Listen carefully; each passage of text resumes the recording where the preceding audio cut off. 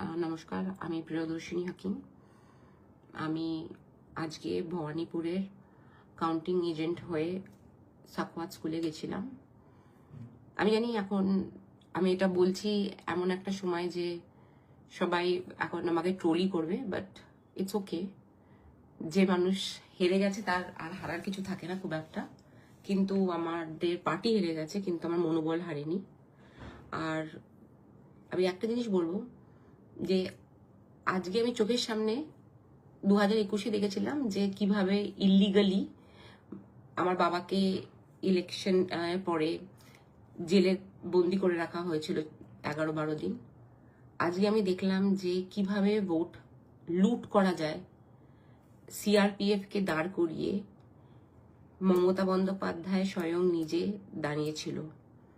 আমরা সকালবেলা 5:30-6টার সময় সাকওয়াত পৌঁছাই। 6টা থেকে 6:30 আমরা ঢুকি ওখানে। 8টার থেকে গণনা শুরু হয়। প্রথম 10-11 রাউন্ড ঠিকভাবে গণনা হচ্ছিল। আমরা 4টে ওয়ার্ডে জিতে গেছিলাম, 2টো ওয়ার্ডে হেরেছিলাম।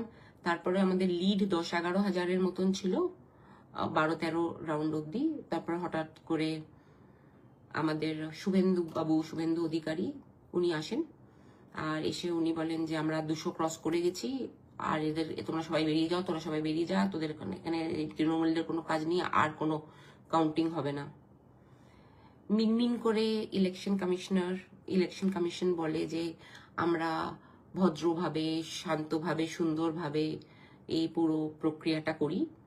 আপনাদের অনুরোধ করছি আপনারা দয়া করে ভায়োলেন্ট হবেন না। কিন্তু নিশ্চিতভাবে সব পার্টির ছেলেরা লাফালাফি চেঁচামেচি করতে শুরু করে দিল, যেটা নিশ্চিতভাবে যেহেতু পুরো বাংলায় জিতছিলেন, তো তাই জন্য সেটা করছিল।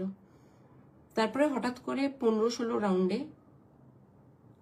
আমাদের ছেলেদেরকে ধাক্কা মেরে বাবলু সিং, যিনি আমাদের একজন মানে তৃণমূল কর্মী, ওনাকে চ্যাংদোলা করে ধাক্কা মেরে উঠিয়ে দেওয়া হলো। অন্য ছেলেদেরকে ধাক্কাধাক্কি মারামারি করছিল।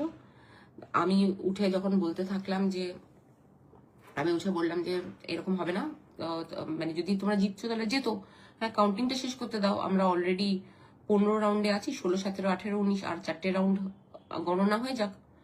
তো এইসব বলে তখন ওখানকার যে, আমি ছেলেটার নামটা ভুলে যাচ্ছি, বিজেপি যে চিফ ইলেকশন এজেন্ট হয়েছিল, সে আমাকে প্রথমে বললো যে দিদি তুমি থাকতে পারো, বাকি সবাইকে আমরা কিন্তু উঠিয়ে দেবো, এই ওই হানন তানন, কারণ আমি তোমাকে খুব সম্মান করি, তোমার সম্মানের জন্য বলছি দিদি তুমি চুপচাপ চলে যাও। বললাম আমি তো যাবো না, আমি তো এখানে গণনায় এসেছি, হ্যাঁ আমি অসভ্যতামি করছি না কিছু, কিন্তু আমি চেয়ারে বসে থাকবো। তখন অন্যদের ওপর ধাক্কি মারামারি, নিশ্চিতভাবে আমি তার প্রতিবাদ করছিলাম যে এটা কি করছো, সবাই শান্ত হও। সিআরপিএফ ন্যাকাদের মতন একটুখানি খাঁচার ভিতরে দাঁড়িয়ে এই তুমি লোক করেগা তো মেসা পিটেগা, কাউকে পিটলো না, কিচ্ছু করলো না। হ্যাঁ ধাক্কা মেরে ঘাড় ধাক্কা দিয়ে বিজেপির কাউন্টিং মানে এজেন্টসরা বের করছিল, আর মানে আমাদের ছেলেদের বের করছিল, মারছিল। কয়েকজন যারা মানে আমার পাশে কংগ্রেসের একজন যে মেয়ে দাঁড়িয়েছিল, সেই মেয়েটা যখন দেখলো বললো যে আমি আসছি গো, বলে সে চলে গেল ওখান থেকে। তারপরে যেটা হয় যে আমাকে হঠাৎ করে সেই চিফ ইলেকশন এজেন্টের ছেলেটার নামটা এখনো মানে আমার মনে নেই, অ্যান্ড অনেস্টলি আমি এত ট্রমায় আছে যে আমার এখন কারোর নাম মনে পড়ছে না, নিশ্চয়ই একটু পরে মনে পড়বে। তো আমাকে হঠাৎ করে এসে বললো দিদি তোমাকে খুব সম্মান করি বলে তোমাকে আমি যেতে বলিনি, তুমি এখানে বসো, 16 নম্বর রাউন্ড 17 নম্বর রাউন্ড হবে, তোমাকে শুধু যা বলবো সেই নম্বরগুলো তুমি লিখতে থাকবে। যে যদি মানে বেসিক্যালি যে মানে কাউন্টিং খুলে যদি লেখা থাকে যে বিজেপি পেয়েছে 20 ভোটস, টিএমসি পেয়েছে 21 ভোটস, তো সেটাকে যদি ও বলবে যে লেখো বিজেপি পেয়েছে 40 ভোটস আর তৃণমূল পেয়েছে 1 ভোট। তো আমি তখন বললাম আমি মরে গিয়েও এই কাজটা করব না। যেই না বললাম, ওখানে দুটো মেয়ে তৃণমূলের মানে আমি তখন ওদেরকে আগে দেখিনি, বিজেপির দুটো মেয়ে, তার মধ্যে একজনের নাম আমার এখনো মনে আছে, পিয়ালি বা পায়েল বলে, এলো, এসে আমাকে অশ্রাব্য ভাষায় গালাগালি করতে শুরু করলো যে বাংলাদেশি যা, বাংলাদেশে চলে যায়, কে বলছে পাকিস্তানি, কে বলে বাংলাদেশি। হ্যাঁ আমি বললাম ভাই আমি কেন যাবো, আমি তো ভারতীয়, এই ওই। তারপর আমার চেয়ারটা ধরে টানলো, আমি পুরো মাটিতে পড়ে গেলাম, আমাকে ধাক্কি মেরে আমাকে বের করে দিল। ওখানে সিআরপিএফ এর 1-2 জন আমাদেরকে মানে সাহায্য করলো, ওরাও, আমি বুঝতে পারছিলাম যে খুব ইয়েতে রয়েছে, মানে ওরা চাইলেও করতে পারবে না, কারণ ওদের কাছে ইনস্ট্রাকশন এসছে আমাদেরকে প্রোটেক্ট করে দাও, যাতে আমাদের প্রচন্ড না মারে, কিন্তু ওরা ওদের ভায়োলেন্সটাকে থামাবে না। তারপরে এটা হওয়ার পরে যেটা হলো সেটা হচ্ছে যে তার কিছুক্ষণ পর দিদি আসে। ইলেকশন কমিশনারের কাছে আমরা যাই বারবার করে, আরো অফিসারের কাছে যাই, ডিও অফিসারের কাছে যাই। হঠাৎ করে ওখানে একটা মেয়ে আমাকে বললো যে তুমি এখানে কি করে ঢুকেছো, এটা তুমি কাউন্টিং এজেন্ট না? তাহলে আমি তো কাউন্টিং এজেন্ট। আর আমি তখন দেখছিলাম যে ওরা সব ছেলেদের যে কাউন্টিং এর কাগজটা আছে, কাগজটা নিয়ে ছিঁড়ে ফেলে দিচ্ছে। তো আমি আমারটা ভেতরে ঢুকিয়ে রেখে দিয়েছিলাম। তো একটা মেয়ে এলো, আমার ব্লাউজের মধ্যে হাত ঢুকিয়ে ওটাকে জাস্ট টেনে বের করে দিল, আমার চুল ধরে টেনে আমাকে বের করে দিল। তারপরে দিদি এলো, দিদিকে ডিও আশ্বাস দিলেন যে যাদের যাদের নামগুলো এরকম ভাবে কাউন্টিং এর ইয়েটা আইডি কার্ড ছেড়ে দিয়েছে তাদের সবাইকে আপনি ডেকে আনুন, তাদেরকে আমি আইডি কার্ড আবার করে দেবো, 2 ঘন্টা পরে আবার যেন ইলেকশন শুরু হয়। তখন যেটা আমি বললাম যে আমাদের অলরেডি 16 রাউন্ড চলছিল, আর আমরা 7,000-এর মতন ভোটে, 7 না 8,000-এর মতন ভোটে আমরা লিড করছিলাম, আর আরো 4টে রাউন্ড বাকি ছিল। তার মধ্যে কি হয় যে আমরা হঠাৎ করে দেখি ইভিএম মেশিনস গুলো নিচে গ্রাউন্ড ফ্লোরে নিয়ে যাচ্ছে। তো আমরা পেছন পেছন দৌড়াতে থাকি, দিদি, আমি, ওখানে বাবাইদা ছিল, আর আরো আমাদের কয়েকজন যারা ইলেকশন এজেন্ট যারা মানে থেকে গেছিল, বাকি সবাই মোটামুটি চলে গেছিল, তাদেরকে ঘাড় ধাক্কা দিয়ে বা মেরে বা গালাগালি দিয়ে পাঠিয়ে দেওয়া হয়েছিল। হ্যাঁ, সিপিএম এর ছেলেদেরকেও বললো যে ভদ্রভাবে বলছি বেরিয়ে যাও বেরিয়ে যাও বেরিয়ে যাও। তো তারা প্রথম প্রথম কিছু কিছু নিশ্চিতভাবে মানুষের একটা ভদ্রতা থাকে, প্রথমে না না না কেন, আমরাও থাকবো, এরকম করো না, না চলো না, ছাড়ো না। কিন্তু আপনার যখন বুঝতে পারছি জিনিসটা প্রচন্ড হিংস্র হয়ে গেছে, সবাই মানে কংগ্রেস, সিপিএম, তারাও আস্তে আস্তে তাদের কাউন্টিং এজেন্টরা, হ্যাঁ, তারাও ইয়াং ছেলেমেয়েরা তারা সরে গেল, আর আমরা কয়েকজন ছিলাম। তারপরে হঠাৎ করে বললো যে 2 ঘন্টা পরে কাউন্টিং শুরু হবে, আর আমরা ওয়েট করছিলাম আমাদের কার্ডের জন্য। হঠাৎ করে আমরা যখন দেখি মেশিনগুলো নিচে নিয়ে যাচ্ছে, আমরা সবাই নিচে এলাম। আমাদের 3 তলায় কাউন্টিং হচ্ছিল, 2 তলায় স্ট্রং রুম ছিল যেখানে ইভিএম মেশিনস থাকে। আমরা গ্রাউন্ড ফ্লোরে গেলাম, আমরা কথা বলছিলাম যে কেন মেশিনস নিয়ে যাচ্ছে, এই ওই হেন তেন। হঠাৎ করে দেখলাম ইলেকশন কমিশনে, যেহেতু 2-3 ঘন্টা বন্ধ ছিল ইলেকশন, মানে কাউন্টিং বন্ধ ছিল 2-3 ঘন্টা, তাদেরকে হঠাৎ করে ইলেকশন কমিশনের সব মানে অফিসার্সরা আসতে শুরু করলো। আমাদেরকে আর 1 তলার পরে আর উপরে যেতে দিল না, মানে যেতে দিল না মানে কিরকম করে, সিআরপিএফরা তো ধরো 30-40 জন দাঁড়িয়ে থাকলো এরকম ভাবে। এবার তাদের কাছে বড় বড় গানস আছে, আমি যদি বলছি আরে আমাকে যেতে দাও, no madam no madam no madam, আমরা দেখছি আপনি দাঁড়ান ম্যাডাম, আপনি দাঁড়ান, এই বলে বলে বলে তারপরে যখন মানে 16 রাউন্ডের থেকে 19 রাউন্ড কোনো তৃণমূল, কোনো কংগ্রেস, কোনো সিপিএম, কোনো ইন্ডিপেন্ডেন্ট এজেন্ট ছাড়া, কাউন্টিং এজেন্ট ছাড়া, শুধু ওই কাউন্টিং রুমের ভিতরে শুভেন্দু অধিকারী ছিলেন, আর তার সাথে ছিলেন ও বিজেপির কাউন্টিং এজেন্টসরা, শুধু তারা, আর ইলেকশন কমিশন আর সিআরপিএফ মিলে লাস্ট 4টে রাউন্ড গণনা করলো। আর এখন নিশ্চয়ইভাবে কিছুক্ষণের মধ্যে শুভেন্দু অধিকারী মানে জয়ী ঘোষিত হবে ভবানীপুর থেকে। আমার খারাপ লাগছে যে 73 আর 82 ওয়ার্ডের যারা ভোট দিয়েছিল মমতা বন্দ্যোপাধ্যায়কে, তাদের কাউন্টিংটা করাই হয়নি, কারণ 17, 18, 19, 16, 17, 18, 19 আর 20 কিছু পার্ট রাউন্ডস গুলো যে এই লাস্ট 4-5টা রাউন্ড ছিল, 73 and 82. 82 was the last ward, and of course as we all know 82 ward we would have won by a very high margin. তো কংগ্রাচুলেশনস যে আপনারা ইয়েকে বিজেপিকে নিয়ে এসছেন বাংলায়, যারা নিয়ে এসছেন।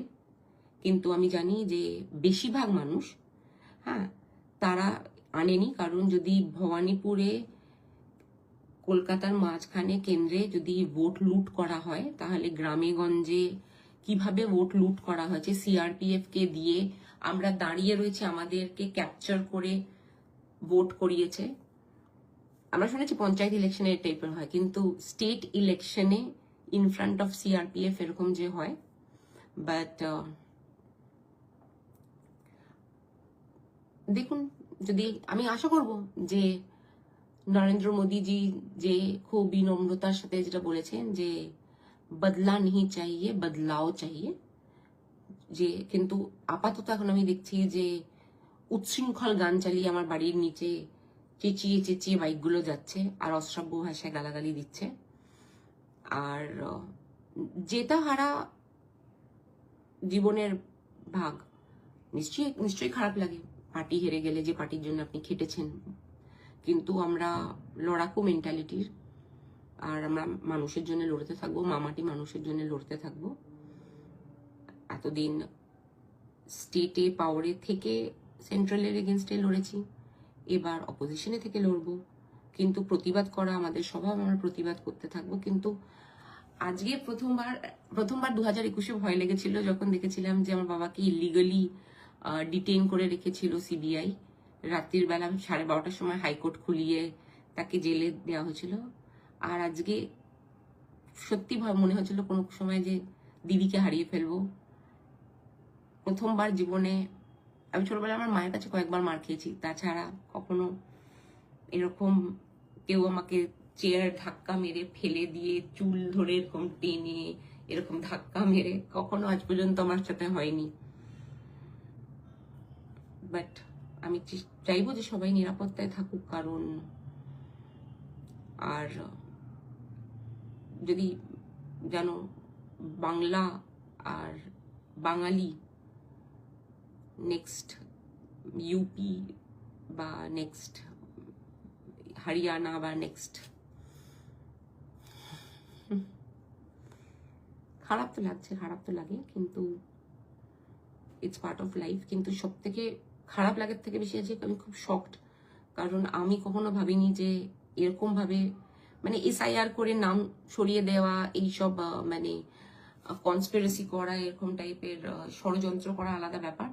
কিন্তু দিনের আলোতে সিআরপিএফ কে দাঁড় করিয়ে আমার গলার থেকে আমার কাউন্টিং এর ইয়েটা ছিঁড়িয়ে নিয়ে মানে গায়ের ভিতর হাত দিয়ে তারপরে এরকম ভাবে অসভ্যতামি করে তারপরে আটকে দিয়ে নিজেরা উইদাউট, আমি যদি মিথ্যে কথা বলছি আমরা নিশ্চিতভাবে চ্যালেঞ্জ করবো, কিন্তু ওটা I am sure will not see the broad daylight. But if you all want, আপনারাও জিজ্ঞেস করতে পারেন যে ওখানকার সিসিটিভি ক্যামেরাজে যদি সিসিটিভি ক্যামেরাস গুলো অন থাকতো, কারণ একটা সময়ের পরে আমি দেখলাম লাল আলোগুলো জ্বলছে না সিসিটিভির ক্যামেরায়, আর তো রেকর্ডিংটা মনে হয় বন্ধ করে দিয়েছিল। বাট কিন্তু যদি ওনারা যেহেতু ইলেকশন কমিশন অফ ইন্ডিয়া বলেছে যে 24 ঘন্টা বুথগুলো আর কাউন্টিং এর জায়গাগুলো ম্যানুভার হবে আর সিসিটিভি ক্যামেরায় ক্যাপচার হবে, তো আমি রিকোয়েস্ট করবো সিসিটিভি ক্যামেরা দুপুরবেলা 1টা থেকে সন্ধ্যে 7টা অব্দি সাখওয়াত স্কুলে কাউন্টিং এ ভবানীপুরে কি করেছে, একজন মহিলা মুখ্যমন্ত্রীর সাথে কি করেছে। আর হ্যাঁ, আমি গর্ব করে বলছি, আমি নিজে জানতাম না আমার এত সাহস আছে, যে দিদির সাথে 10-12 জন যারা দাঁড়িয়েছিল, আরেকজন মহিলা যে দাঁড়িয়েছিল দিদির সাথে,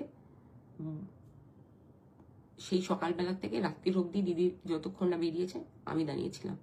আর আমি এই জন্য দাঁড়িয়েছিলাম না, এই জন্য নাকি আমি কোনো মহিলা, কারণ আমি দায়িত্ব নিয়েছিলাম কাউন্টিং এজেন্টের, যে সুন্দর সুস্থভাবে কাউন্টিং করব।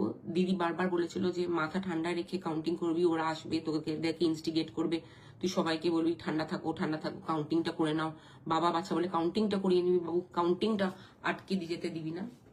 কিন্তু সেটা আমি সফল হতে পারিনি। তো শুধু আমি চাই যে আজকে কলকাতার বুকে এতগুলো সিআরপিএফ জওয়ানদের সামনে, সিআরপিএফ মহিলাদের সামনে আমাকে যেভাবে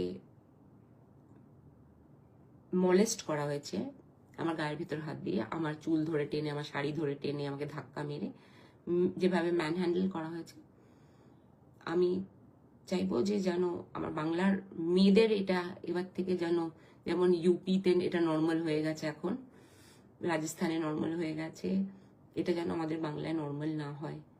আর সেই দায়িত্ব তো এখন, হ্যাঁ আপনারা অনেকে আরজিকর বলবেন, কিন্তু এবার কি হবে জানেন তো, আরজিকরের মতন কোনো কেস হলে সেটা মিডিয়া কভারও করবে না, তো আপনি জানতেও পারবেন না। তো আপনি রাস্তায় নেবে প্রতিবাদও করবেন না, কারণ গদি মিডিয়া আপনাকে জানাবেও না, they will play it down. তো কিন্তু খবর রাখবেন ফেসবুকে। আর আলটিমেটলি চাইবো যে বাংলা শান্ত থাকুক, সুখে থাকুক। আর যারা যারা যারা যারা বিজেপির আপনারা ট্রোলার বা বিজেপিকে খুব সমর্থন করেন, দয়া করে আমাকে আর ট্রোল করবেন না, আর আমার মেয়েকে ট্রোল করবেন না। আপনার যদি আমাকে ভালো না লাগে আপনি প্লিজ আমাকে ব্লক করে দিন, কোনো কিছু এসে যায় না।